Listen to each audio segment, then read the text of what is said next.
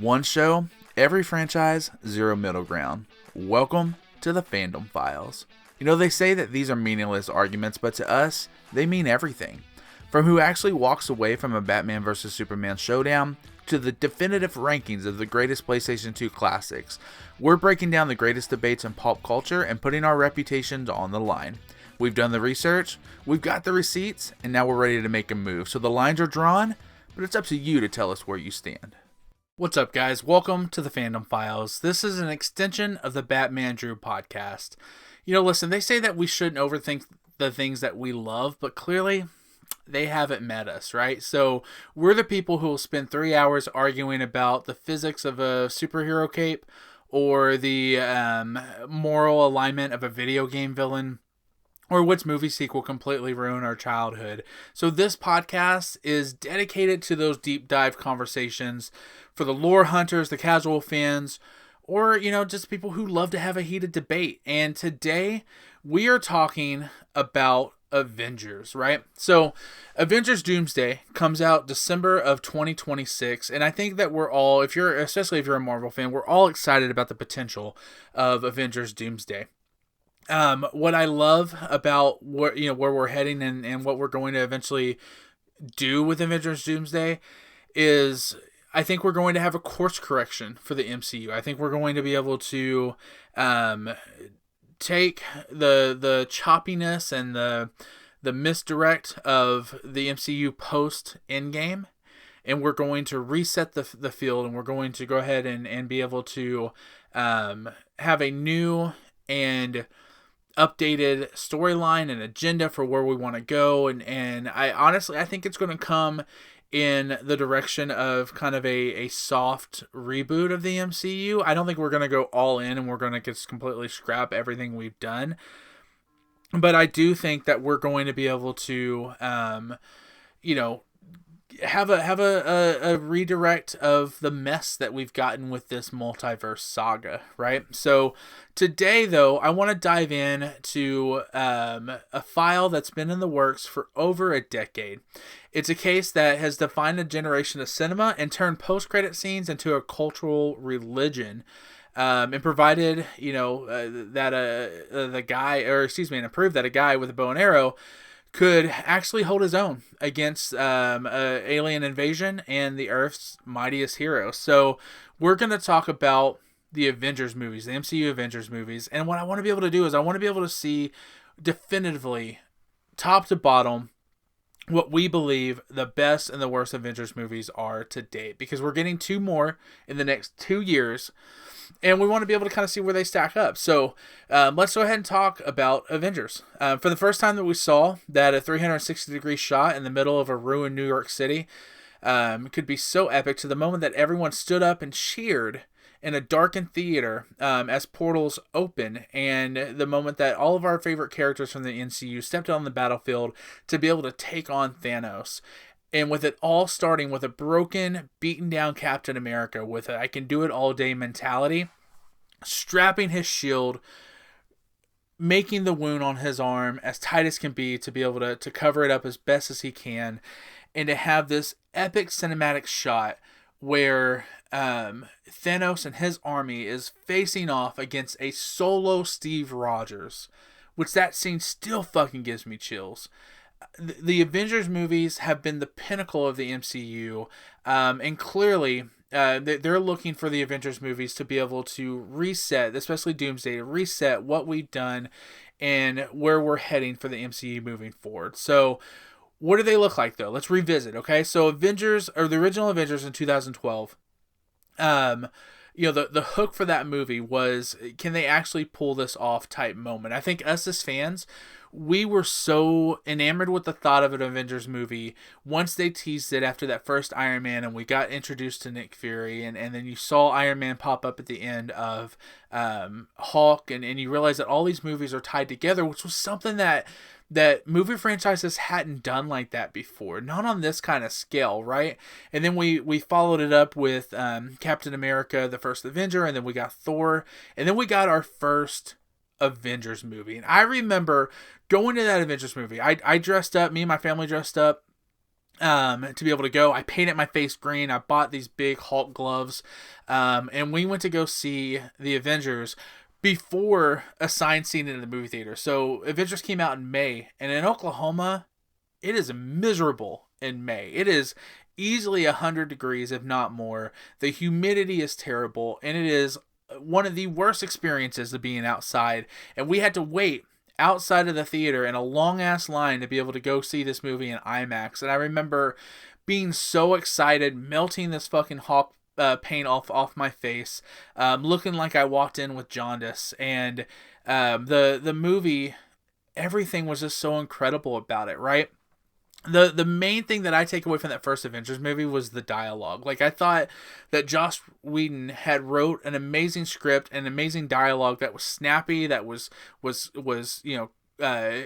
quick witted, and just it matched every single character. And I think at some point we've kind of moved away from that a little bit with the Avengers, because you look at a character like Thor, even Iron Man teasing him like, "Does Mama know you wear her drapes?" Right? Like the way that Thor talked whenever we first got introduced to the character to what we eventually got, with like Thor: Love and Thunder, it was a departure from that a little bit. And I understand characters grow and different people write different things for movies and stuff like that. But I really loved that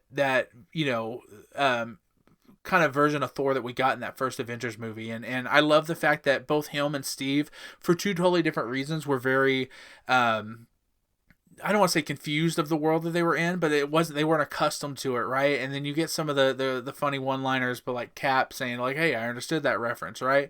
Or him even giving like the $10 over to Nick Fury about like, because he sees the airship go up and the helijet, and I don't know, I thought all of it was great. But I thought Loki as the villain of the movie, it really, like, it set up an excellent story arc. And you can argue who has the best overall character arc in the MCU. But I think what you can't argue is that Loki's got to be in that discussion, right? From where we went from Loki in Thor to what we got in Loki in his own, series on Disney Plus, like that character arc was amazing for Loki. And what I love about what we got with his show, although there were things about the show that was hit and miss for me, what I love what we got about the show was the fact that we got the Loki we got in the show wasn't the Loki that we experienced and got from other iterations of the movie. It was the Loki that we got specifically right after that first Avengers movie. And being able to see that character arc play out, I thought was phenomenal. And then the highlight of the first Avengers movie for me, aside from like the 360-degree cinematic view and all that kind of that we got there in downtown New York and stuff like that, it was the version of the Hulk we got. Because that first Hulk movie with Edward Norton was fine. Like, it was cool. The battle scenes that we got with Hulk and everything was cool. But man, Mark Ruffalo embraced that character. And what I love about the Hulk that we got in those first sets from the Avengers movies on until, honestly, they kind of ruined him in Endgame for me. But what I felt like we got with the Hulk character throughout the course of those Avengers movies was a Hulk character that obviously the world feared. He was the nuclear option. You brought out the Hulk, it was the end all be all. But you still saw his gentle nature. You saw, how soft the Hulk could be, especially with his interactions with Natasha. And it created a different level of complexity with the Hulk character that I didn't think we got with the original Hulk movie. So, for me, the Hulk factor in the first Avengers movie was phenomenal. And Mark Ruffalo, his debut as the Hulk, I thought was great. Again, we'll talk about what they did with the Hulk a little bit later, some of the pros and cons of that, but for me, that was definitely a win in the first Avengers movie. So what was the cons of the first Avengers movie? I thought some of the things that were a little bit amiss in that first Avengers movie, even though I know it played out a little bit, more in some of the later iterations of Iron Man, I thought it was weird and premature that that Shield would decide to drop a nuke on New York City so soon into the Battle of New York City, right? Because they're fighting, and I understood that played a larger narrative purpose, and you had Iron Man taking the nuke through the wormhole, and then his PTSD and what all that played out. I get all that, but I honestly thought it was a little dumb, if I'm being honest. I felt like it was really quick and premature, and I felt like it was just kind of a moment because they were just like, yeah, I think this will play out pretty well, and we'll get, we'll be able to have this cool moment, and Iron Man falls through and we think he's dead, and the Hulk scares him, all that kind of stuff, right? So I didn't quite care for that. And honestly, I felt like it got a little old, the religious I guess morality of Steve Rogers. I understood like a couple of things, but like, I don't know. I thought it was a little, some of the lines were, for example, when Natasha's like, I'd sit this one out, sit this one out, Cap, because those are practically gods, right? And then the comment of like, there's only one God, ma'am, and he doesn't dress like that. Like, I don't know. But that's probably my own PTSD from my own religious experience, thinking like, okay, I don't really care for that, but whatever. I honestly, I'm stretching to be able to find some cons that I didn't like about the first Avengers movie. And then we got a follow-up for Avengers Age of Ultron in 2015. The thing here, this was the creation of Vision, who ultimately ended up being a huge part of the MCU after that. We got the introduction of Wanda Maximoff and of her brother, her twin brother. Why am I blanking on Quicksilver's name? I have people in the live chat here on TikTok. What is you had Natasha, or excuse me, not Natasha, you had Wanda Maximoff, and what is Quicksilver's name? Petro, thank you, Rad Warlock. Petro, yeah. So you had Quicksilver and you had Wanda Maximoff. I can't talk. Wanda Maximoff, later obviously known as Scarlet Witch, in their introductions, not as mutants but as miracles. Which obviously that was a loophole because at the time you weren't able to use mutants in the MCU because of the contractual obligations between Fox and Disney. But one of the things that we got in this movie, and who would have thought, honestly, that you could top that 360-degree spin view that you got in the first Avengers movie in the Battle of New York. They followed that up with an incredible, like, comic book-esque double wide open panel page shot of the Avengers at the beginning of that movie when they're going after the castle and they're trying to be able to get the scepter, and you have all 6 Avengers lined up on the left side, moving to the right, attacking. Just an incredible, breathtaking shot. Those are the things in comics that I absolutely loved and adored. So, absolutely phenomenal. And then the character relationships between the characters, they evolved this movie, right? And you had your own standalone movies, but you didn't feel like the Avengers in between Avengers 1 and 2, like you felt like they had adventures along the way. It wasn't just like, here's another team up. We hadn't seen each other since the Battle of New York. It felt like they had been together, and you could tell their character relationships had grown.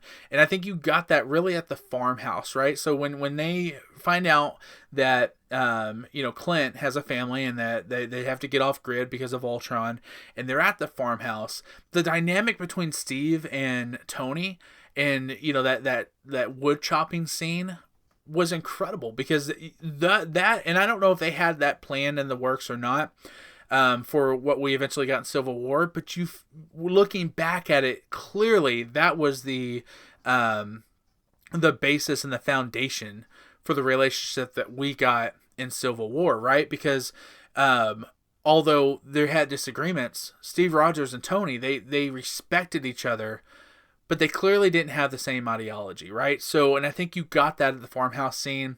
An incredible, like, unforgettable moment of Steve Rogers ripping apart that log. And then the only way that the line could be delivered by Robert Downey Jr. as he walks away to go to work on the tractor, which he eventually is really going there to go see Nick Fury. And he points at the wood piles and Don't take any of mine. Like, I know how many I have. Like, it just, the dialogue, Joss Whedon, although has his faults as a creator and a director, and some of the personal stuff that issues he got himself involved in, that dude clearly knows comics. He knew these characters, and I thought it was really great. Here's some of the cons that I had, though, about Age of Ultron. I don't think I really cared for the romance between Bruce Banner and Black Widow. So I loved that Natasha was the thing that comforted him when he was the Hulk. I love that she was the soft touch. And I thought that made a lot of sense considering how fearful she was of him in that Avengers movie. Whenever he first turns into the Hulk, when he's on the helijet, and he's chasing after trying to kill Natasha, and then finally Thor rescues her and all that kind of stuff. I felt like you could have had that soft moment without having to be able to have a romantic relationship.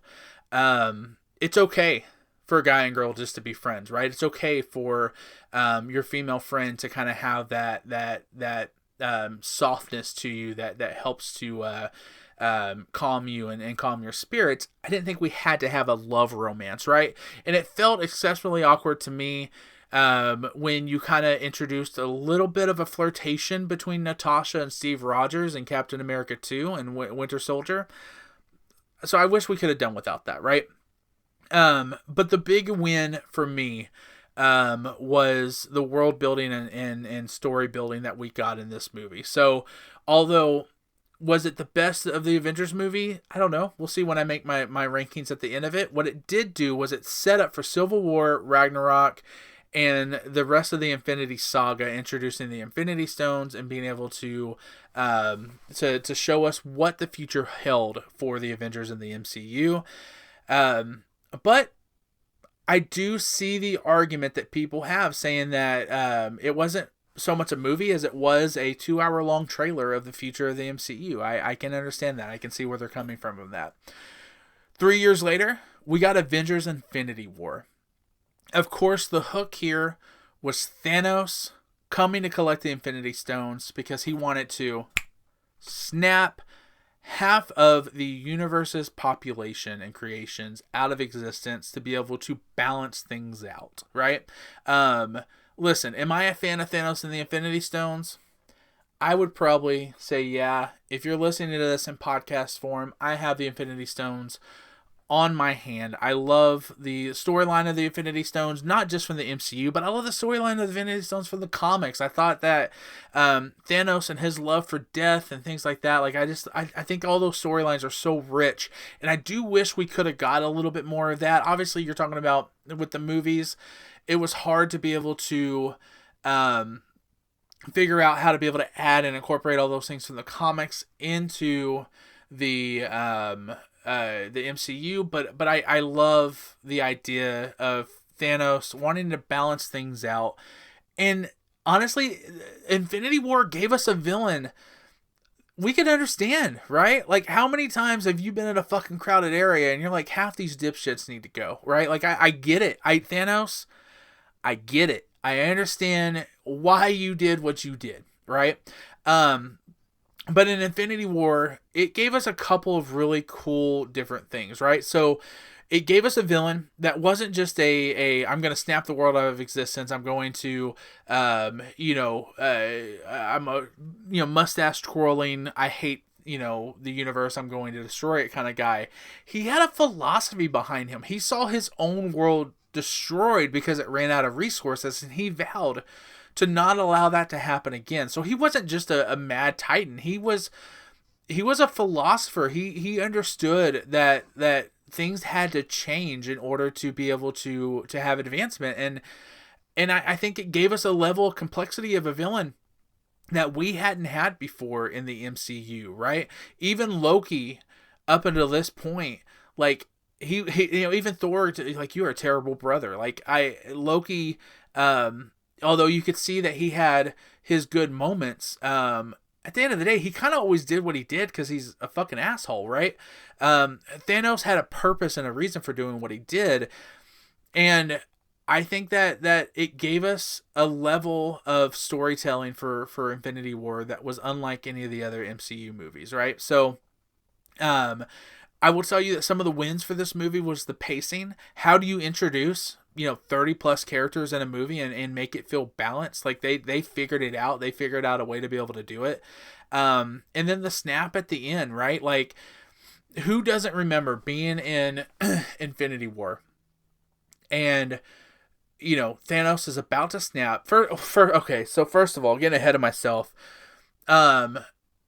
for to go through the movie with Vision and the thought of Vision's death and whether or not he was going to be able to make it out alive and all that kind of stuff, to have Wanda having to make the ultimate sacrifice and the man that she loved and having to kill him in order to save the universe was heartbreaking. I think in that moment we were all like, "Oh my gosh, like that's terrible," right? Like that's how hurtful that has to be for Wanda. And then the realization that Thanos had the time stone and all he had to do was dial back time 15 seconds and Wanda had to watch Vision come back to life just to be killed again by Thanos is freaking, that is like, listen, that was a choice by the Russo brothers as directors, and I'm not telling you it was the wrong choice. I'm telling you that their minds are fucked up.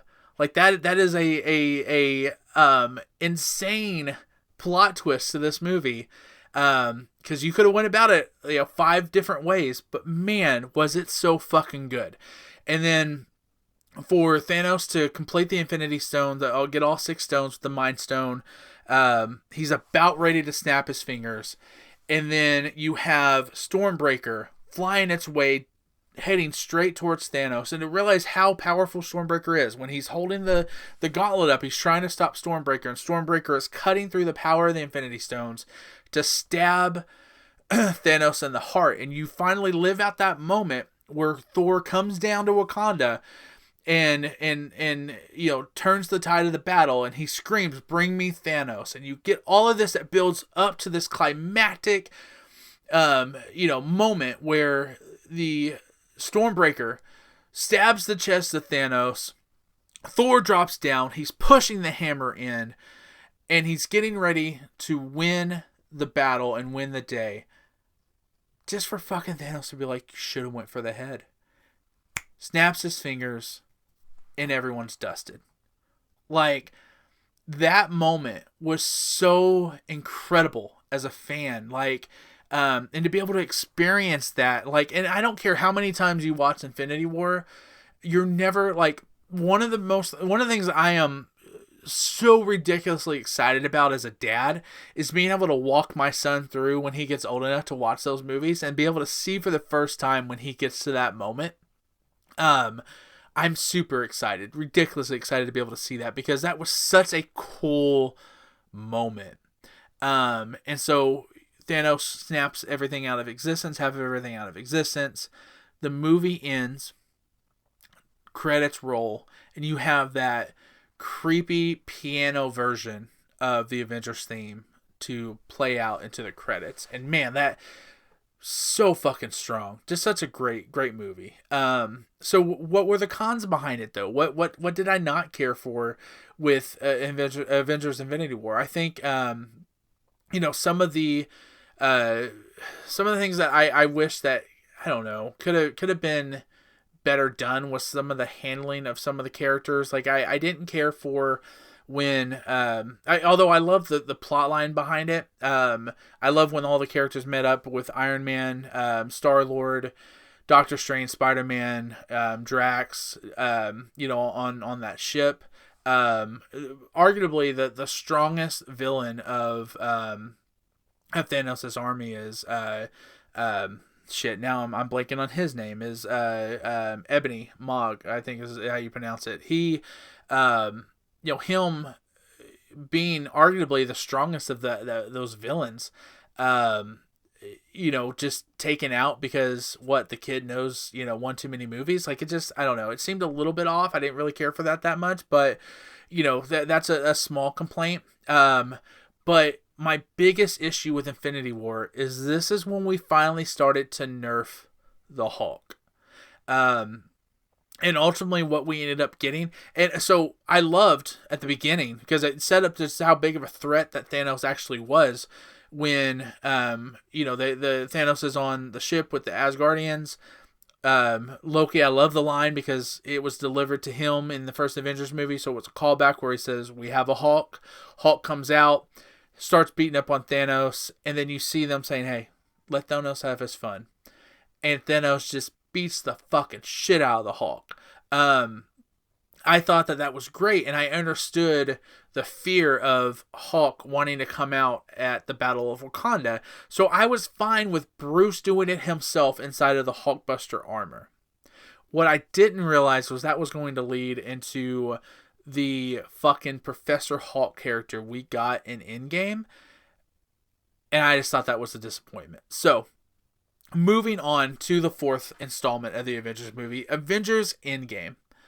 Listen, first of all, if you didn't have an emotional reaction to the portal scene in Avengers Endgame, I just assume that you don't have a fucking heart. Like I just assume that you are emotionless and you don't have any investment in this universe of the characters, because clearly we can't talk about Avengers Endgame without talking about that portal scene. That portal scene was the pinnacle and peak of that movie, right?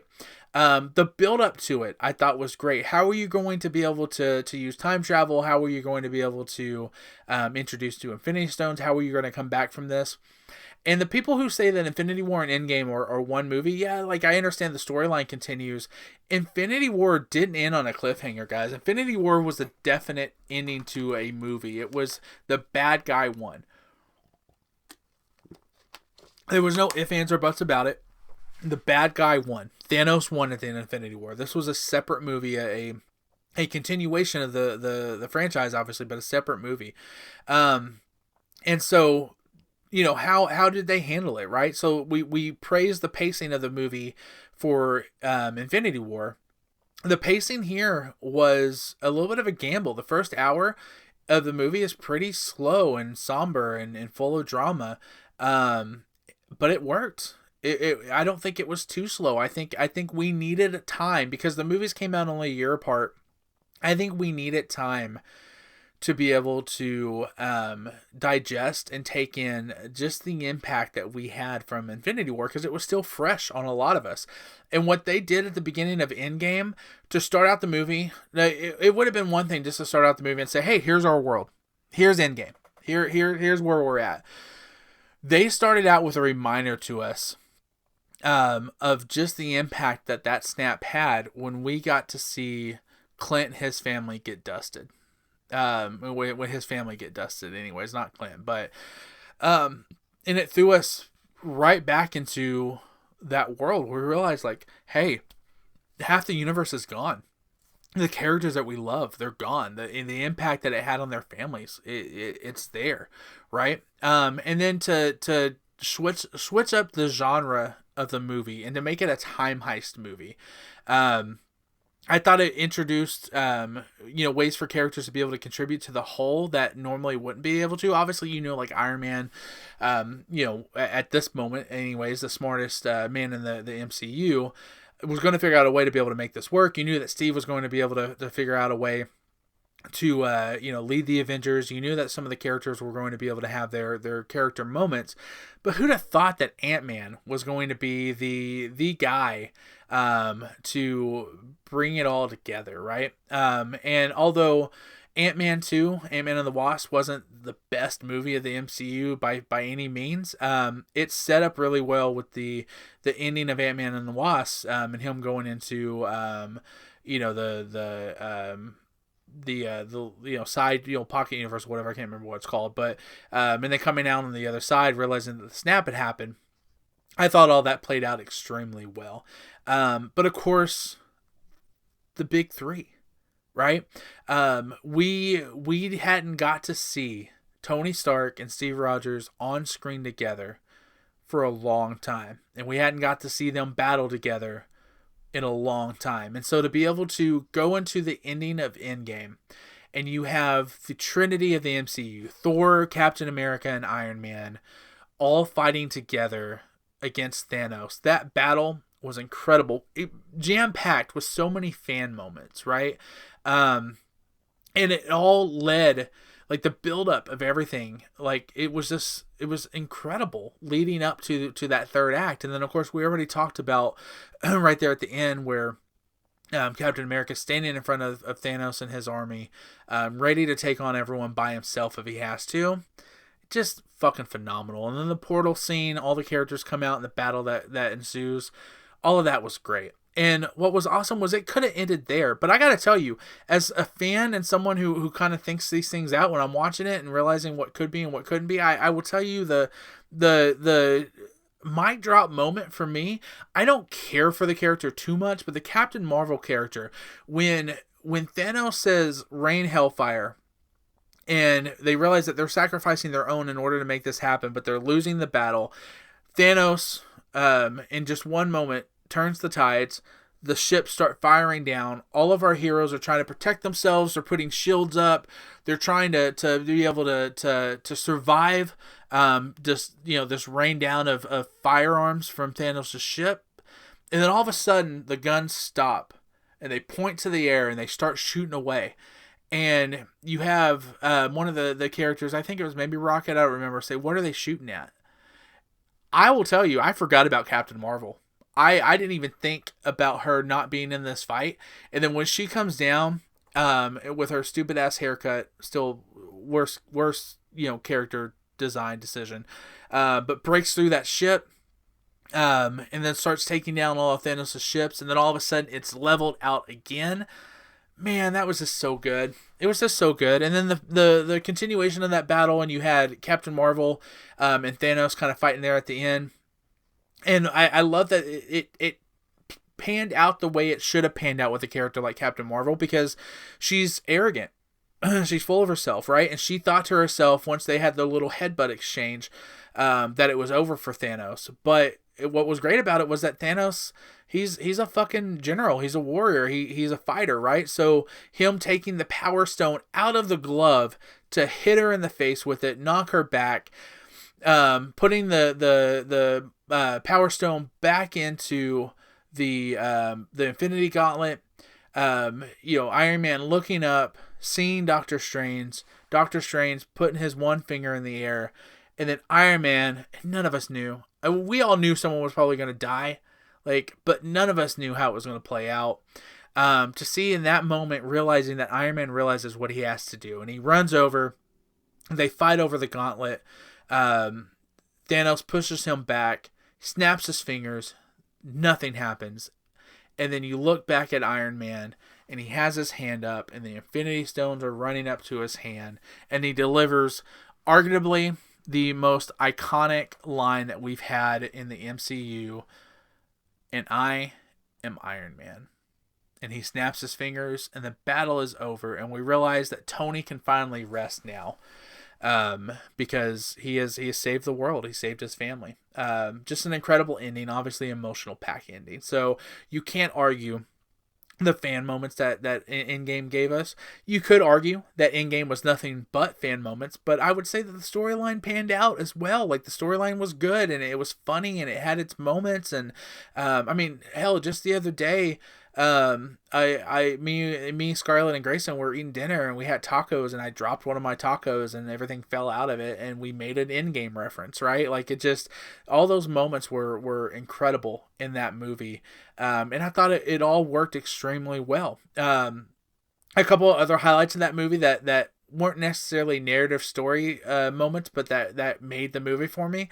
One of the greatest openings of any MCU movie was the Guardians of the Galaxy, when Star-Lord is walking through and he's dancing to "Come and Get Your Love," and he's singing and everything. Like, so funny. iconic moment. It's what made that movie and got it started. Just to see that moment play out in Endgame, and you realize that he's a fucking idiot, and he's sitting there singing and dancing, and they're just looking at him like, really, this guy?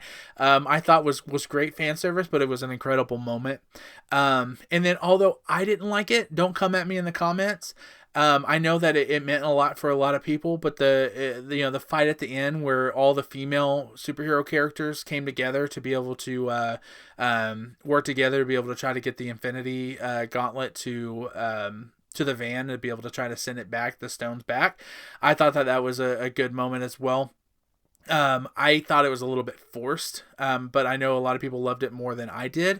My problem with that moment, though, I will tell you, it isn't the female characters coming together. It isn't the female power and all that kind of stuff, right? Had nothing to do with any of that. My problem with that moment was that Captain Marvel was the one who had that Infinity Gauntlet.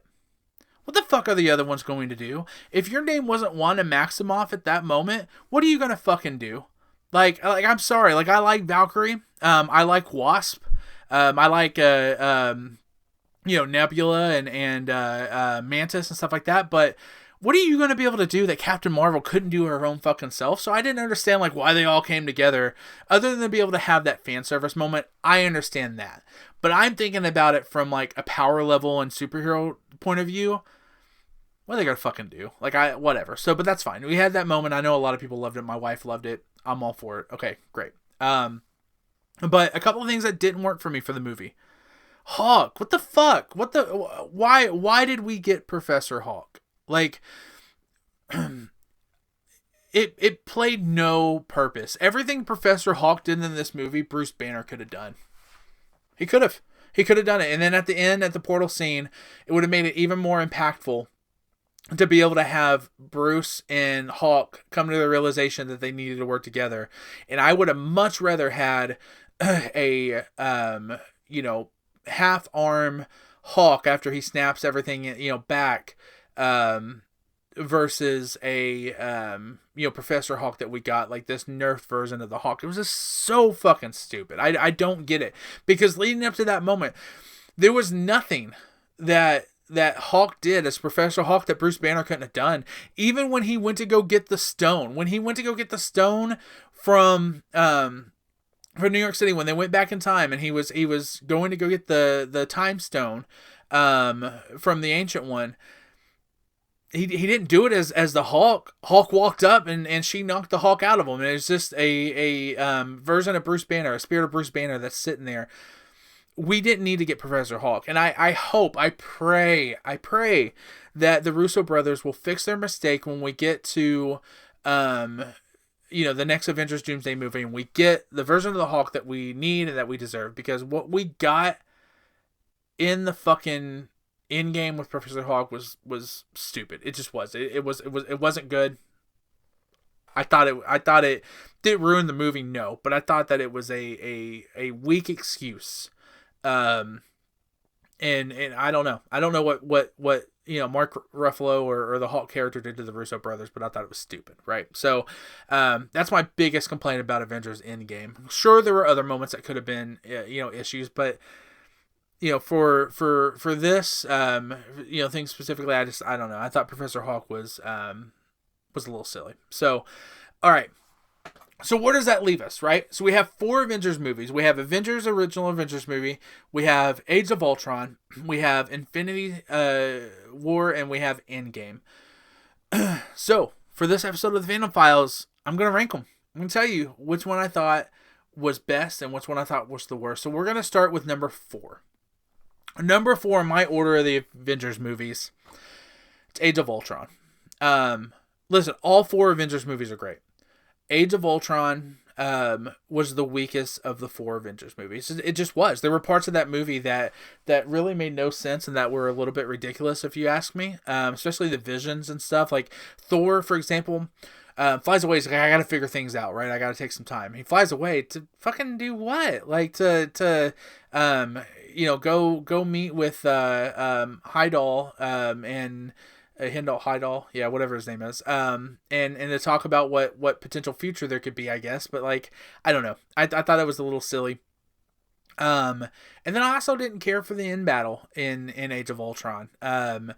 I just, to me, it was weird because you're fighting a villain throughout the entire course of the movie who is, um, you know, technologically and electronically savvy, right? Like he can basically put himself anywhere through the internet and all that kind of stuff. Just for at the end of it, just to have like it's just a big battle with a robot soldier army of Ultrons that weren't really that difficult to deal with. I don't know, it's fine, but it gave us the death of Petro, which is, I mean, I know that obviously played a huge part in Wanda's character development moving forward, so that's fine. But Avengers Age of Ultron is number 4 on that list for me.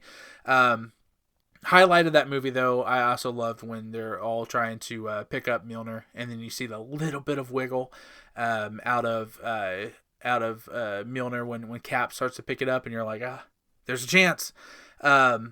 Which obviously Endgame that comes through. So number 3 for me for ranking the Avengers movies. This is a tough one.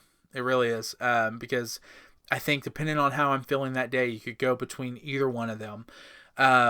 But I'm going to go number 3 is Endgame. I love Endgame, man. I adore Endgame. I think it's a phenomenal movie, and I think it hits on so many levels. So this isn't so much a knock on Endgame as it is a compliment to the other 2 Avengers movies. But Endgame comes in at number 3 for me. I just love the way that they rounded it out and they finished it out. It felt so drastically different than Infinity War did, but still was a very complete and whole movie. And wrapping up that Infinity Saga. I think Endgame is a phenomenal movie, and I love it and I adore it. Number 2, Infinity War. Infinity War is it's such a good movie. Anywhere from the battle in New York City, with Iron Man and Hulk coming together, and you got Spider-Man in there a little bit, and things like that. Like, I just thought that whole battle sequence was great. I thought the dynamic between Doctor Strange and Tony was really funny. I thought it played out really well, and I think at the end of the day, both those characters, their wittiness and their humor really shone through in those moments. So yeah, Infinity War, man, it's jam packed with so many great moments. But for what tipped it for me on the other side of Endgame was the battle in Wakanda. Like I thought that battle was arguably like the moment of the portal is the greatest moment in MCU history. However, the Battle of Wakanda is the best battle we've ever gotten. And I would include that over the Battle at the Airport in Civil War. The Battle of Wakanda is incredible. Starting out with them having the shields up, Thanos' army of creatures being able to break their way through the barrier.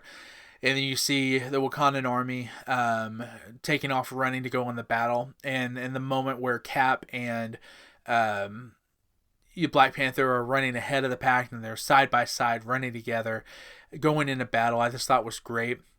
I thought some of the humor in the battle that happened was really good too. I would, if in a perfect world, even though I don't mind Mark Ruffalo or Bruce Banner being in the Hulkbuster armor, I thought a little bit of it was a little silly, like him falling and not being able to work the armor. But okay, that's fine, whatever. But what I really loved about that battle, what made that battle was I already spoke to it already, when they're on the brink of losing and Thor comes down and the Rainbow Bridge hits, and you got Thor, Rocket, and Groot. And you have Thor yelling out the iconic "Bring me Thanos" line. I thought was phenomenal. And then some of the humor where Thor's like, new haircut, or whatever. And then he's like, yeah, you copied my beard. And, Thor's like, hey, this is, Groot. And Groot turns and looks at Steve Rogers and says, I am Groot. And then Steve Rogers, not knowing anything about it, about how to speak Groot, was like, I am Steve Rogers, right? I just thought it was so humorous.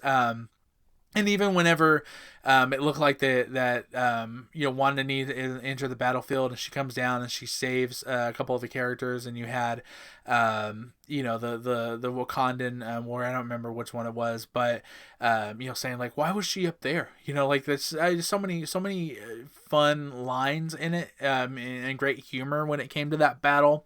But then it kind of correlated at the end with Thanos coming down, and although that portion of the battle was super quick, we already talked about it. The death of Vision, the torment and torture that it had for Wanda, and then having to be able to having to see it again and being forced to see that Thanos bringing Vision back to life, and then it all happening again. Man, it's so fucking good. And then with it ending with the snap of Thanos, and you realizing that our heroes didn't save the day. Like that is incredibly impactful, and I absolutely love it. And then my number one Avengers movie, the original Avengers. Man, like again, I still remember seeing that for the first time, and that one's going to be hard to beat. I don't know, maybe Doomsday or Secret Wars has the magic sauce in order to one up it, but yeah, the incredible impactful nature of the first Avengers movie, it set up the rest of the MCU. If that movie isn't successful, you don't have the MCU like you have it now. And although was that movie perfect? No, but it was exactly what it needed to be, and it gave us the first glimpse of the Avengers together. It just, man, it's so good.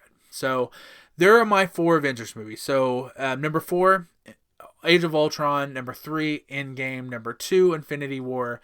And then number 1, the original Avengers movie. So that's it, guys. That's our show for today. That is our Fandom Files. I want to know, what do you think? What's your list of the 4 Avengers movies? Where would you put them? What would you have your list be? And why? So listen, if you've hung around this long and you've checked out everything we've done so far, I just want to be able to say thank you. I want to thank you for being here. I want to thank you for having a discussion with me and opening up the Fandom File. I know that life is busy and it's hard to make time for the things that we love. So the fact that you stuck around this long means the absolute world to me. So remember to like and subscribe, and even to make sure to share the content, because we want to be able to continue to grow our community. And I just want to say thank you again. So guys, we'll see you again at the same Batman Drew time on the same Batman Drew channel.